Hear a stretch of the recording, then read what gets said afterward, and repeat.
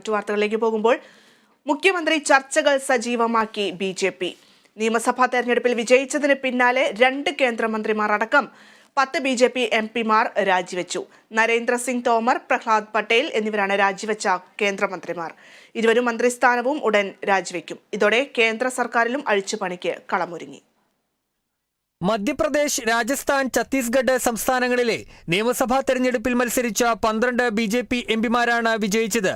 ഇതിൽ 10 പേരാണ് MP സ്ഥാനം രാജിവെച്ചത്.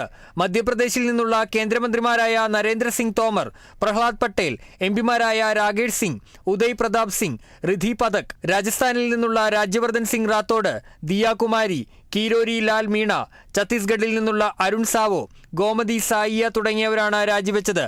സംസ്ഥാനങ്ങളിൽ മുഖ്യമന്ത്രിപദ ചർച്ചകൾ തുടരുന്നതിനിടെയാണ് MPമാരുടെ രാജിയെന്നതും ശ്രദ്ധേയമാണ്. തോമർ, ദിയാകുമാരി, അരുൺ സാവോ അടക്കമുള്ളവർ മുഖ്യമന്ത്രി സ്ഥാനങ്ങളിലേക്കും പരിഗണിക്കപ്പെടുന്നവരാണ്. കൃഷിമന്ത്രി നരേന്ദ്ര സിംഗ് തോമറും ഭക്ഷ്യ സംസ്കരണ വകുപ്പ് മന്ത്രി പ്രഹ്ലാദ് പട്ടേലും ഉടൻ മന്ത്രിസ്ഥാനവും രാജിവെക്കും. ഇതോടെ കേന്ദ്ര മന്ത്രിസഭയിലും അഴിച്ചുപണി ഉടനുണ്ടാകുമെന്നാണ് സൂചന. രാജസ്ഥാനിൽ മുഖ്യമന്ത്രി സ്ഥാനത്തേക്ക് പരിഗണിക്കപ്പെടുന്ന ബാബ ബാലക്നാഥ്, ഛത്തീസ്ഗഡിൽ നിന്നുള്ള കേന്ദ്ര സഹമന്ത്രി രേണുക സിംഗ് എന്നിവരാണ് വിജയിച്ച മറ്റ് 2 MPമാർ. National desk, Kerala vision news.